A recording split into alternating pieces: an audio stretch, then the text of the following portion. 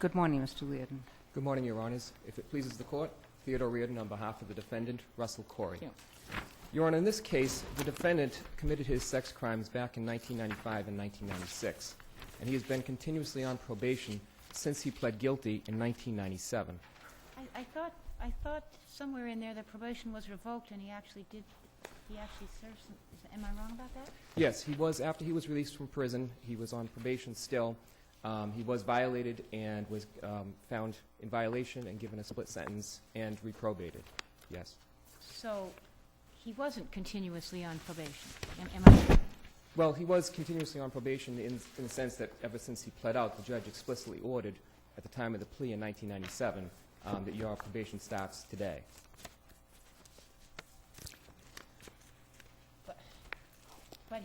But there was one of the sentences was a straight probationary sentence, and that's the one that he was violated on, and the split sentence was imposed. Yes. So isn't there a point that maybe that split sentence replaced the original probationary sentence? One could argue that. We would suggest that, in fact, he was continuously on probation. There was no gap in time when he wasn't on probation. But I think what you might be getting at is, does the fact that he was violated and put on new probation again, does that change the course of events? Yes. And I would suggest you it doesn't. And in particular, I specifically cite to the Johnson case in my brief. And in that case, the U.S. Supreme Court was concerned with a defendant who was convicted of a crime. He later was found guilty and was put on what they called supervised release, essentially very similar to probation. At some point along the way, Congress changed the statute to go and say if he was found in violation of supervised release, then you could be put back on supervised release again.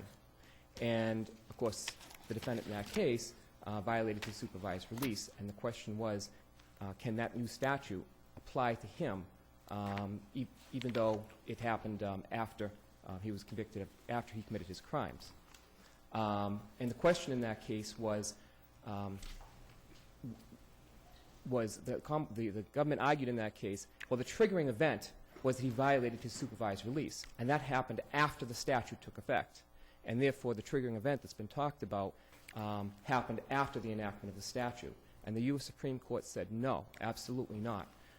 You have to apply the law that was in place at the time of the commissions of the crime. And the fact that the statute, sentencing statutes changed before a violation doesn't matter. You have to apply the law that's in effect at the time. And so that's what we're saying, is that pursuant to Johnson, it doesn't matter what happened in 2006. If there's any kind of violation of his probation, you have to look at the law that was in effect at the time of his commission of crimes in 1995. And I think Johnson's squarely on point about that. The subsequent changes to sentencing statutes before a probation violation don't matter. So I take it you would, I mean, you've been here for the other arguments. Yes. You would say that that is the case in any, I mean, not just because of the unusual fact situation here, but of any, for any existing probation. Yes. You read Johnson that broadly? Yes. So that if the terms of probation have been agreed to and then for some reason the legislature or the probation department, different set of circumstances, changes, let's limit it to the legislature for the moment, that cannot be made applicable to existing probationers. Exactly. Okay. Yes, Well, Your Honor. I believe, if I understood correctly, the Commonwealth would agree with you. I mean, the issue, if your client had been on probation without any violation and what happened in whatever the year was, I thought I read that the Commonwealth would agree that if it was just one continuous same terms of probation, that you couldn't apply the statute to your client. I don't believe so. I think the Commonwealth takes out the position that it doesn't matter when we were placed on probation or when the crimes were committed. I believe the Commonwealth's position is that anyone who's on Maybe probation I now. misread it. It's the Commissioner of Probation's position. I believe that's the Commonwealth's position in its brief. The Commissioner of Probation's position is that it only applies to terms of probation imposed after Yes, they the did say that. statute. The question in your case is whether it was in fact imposed after the statute Right. or imposed before the statute. Yes. Yes. Yeah, that's what I meant. Yes. Now, addressing the next question is this statute punitive? And I would suggest to you that the United States Supreme Court squarely addressed that question also in the case of Smith versus Doe. In that case, the U.S. Supreme Court upheld the Alaskan Sex Offender Registry Act, and it was responding to a Court of Appeals holding in which the Court of Appeals held that registering as a sex offender was analogous to being on probation, which would implicate the ex post facto clause. And the United States Supreme Court rejected that analysis, and they said that this is not like, registering for the Sex Offender Act is not like being on probation. It's not associated with the restrictions on freedom of movement like you would be on probation. It has none of the attributes, such as, for example, if you violated probation, you would be, the consequences would relate back to the original crime. But a violation of, for failing to register would be a whole new crime. Doesn't that go to the following point, though? Certainly, if Alaska enacted a registration act which declared that all formerly convicted sex offenders were now on supervised release, were now on probation, whether or not they had finished their sentences, that would obviously be an ex post facto law. Yes. But this just simply required them to register, so it wasn't the same. That's right. But that's different, I think, or don't you think that's different than imposing additional terms of probation for people who are about to go on probation, who in fact are on probation because they've committed crimes? I don't think so. I mean, this is analogous, just as in the Smith case, it was a question of a new statute, which this new statute doesn't put your client on probation. Your client's on probation. This just increases or includes another condition of surveillance. Yes, and I would suggest to you that for all the reasons that the United States Supreme Court said in Smith, that in that case it was not punitive and did not implicate the ex post facto clause, all the reasons they cited there apply here so that it would implicate the ex post facto clause. If you have no further questions, Your Honors. Thank you very much. Mr. Learden.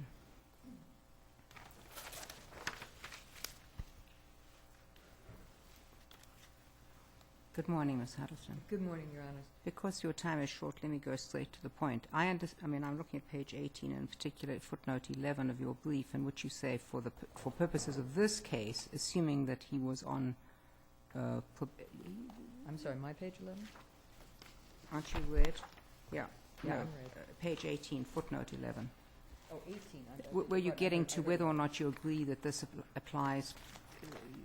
What you're saying, and as I understand your position, is you say he was not continuously on probation. Therefore, That's correct. were we to agree with you, you say, as I understand it, we could agree with the lower court judge because it would dispose of this case, but you are urging the court in light of the other cases to say that, in fact, notwithstanding the language is placed on probation, unquote, in Section 47, that the legislature intended it to apply to everybody who was on probation.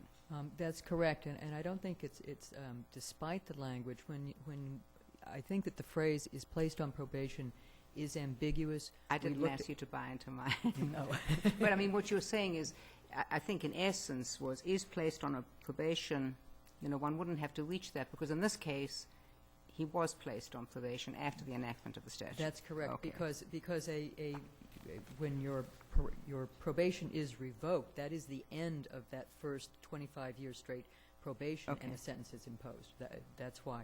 And Johnson, I respectfully submit, is not on point, and the reason is But before you get to Johnson, can I just, I saw the arguments, but you realize that there's a very broad range of different kinds of individuals, children and adults, and those who've been on probation successfully, and those like this particular defendant who haven't. And this man has gone through a number of things, all in his own history. Yes. Correct.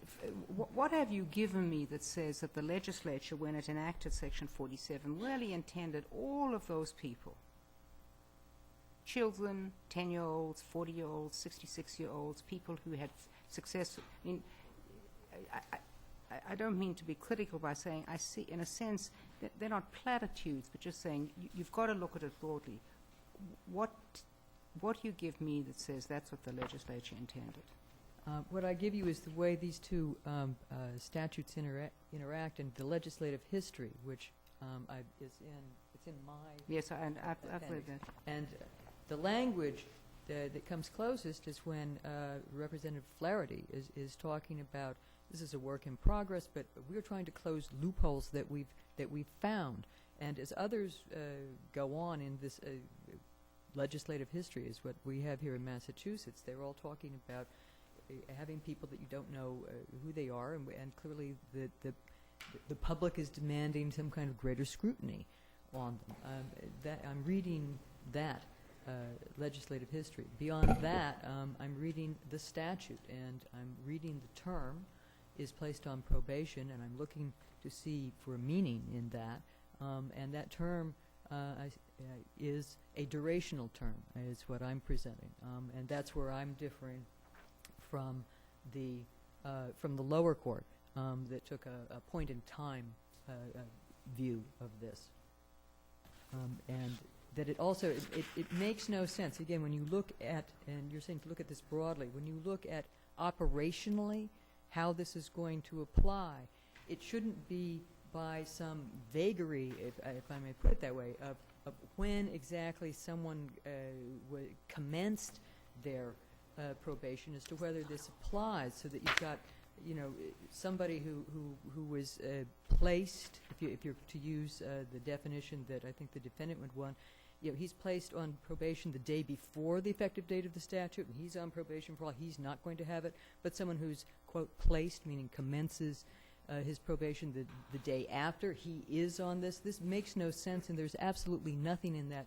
legislative history that indicates that that is what the legislature intended. But we don't often assume that when the legislature enacts something, it's intended to be retroactive in that sense. I mean, doesn't the legislature have to make that reasonably clear? Well, I would argue that actually you can go with a prospective analysis, and the reason I say that is because I think as prospective is people who are placed on probation after the statute has taken effect, isn't that? That's the prospective analysis. Prospective is that what is your current status, and that is today and tomorrow. That's your triggering event. What are you now? It isn't that when you commenced it. It's what are you now? That's the triggering event.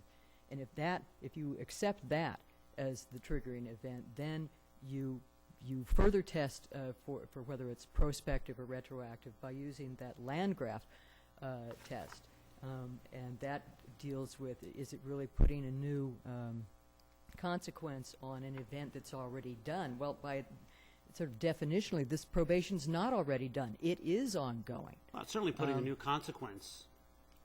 Well, I mean, I'd say it's establishing a brand new condition of probation, which is mandatory and quite burdensome. Well, but it's not really brand new. Not only because brand new to the person who's not been subject to it.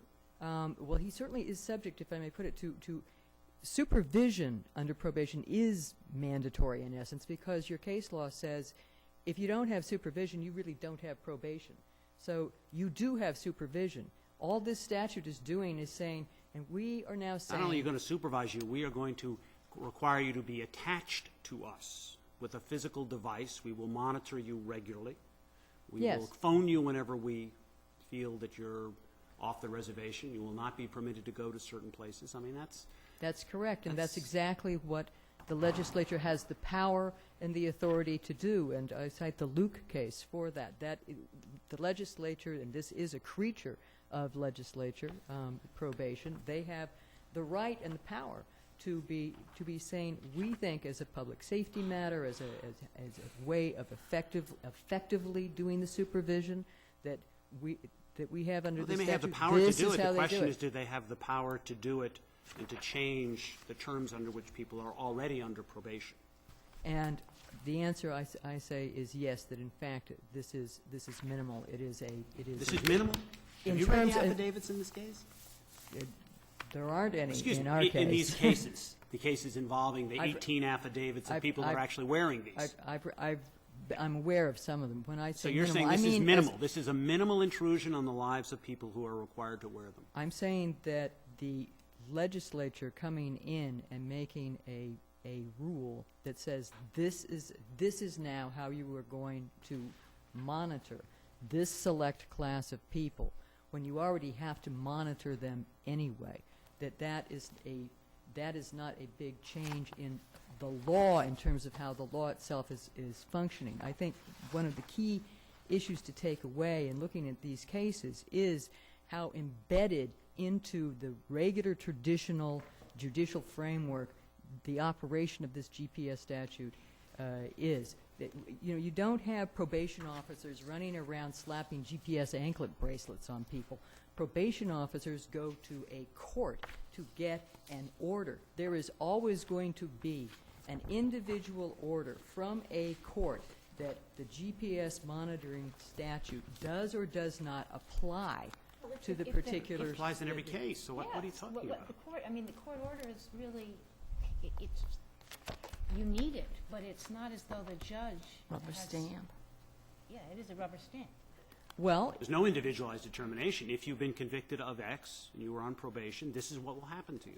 and if you have a defendant who says, "Whoa, the probation department's wrong. You know, I'm doing probation on my robbery case. They've read their own record wrong," then that judge is going to say, "Well, you're right. Okay. You're not one of these people." I mean, in other words, they are going to look at this, and there will be an argument, I suppose, at some point for someone who has been a very long time and somewhat like the Doe person, and that gets to that due process reasonableness. There may be some case, it will not be the norm, but there may be some case where you get to that and you say, well, usually we are looking at this prospective, but maybe this guy we do have to look at retroactively.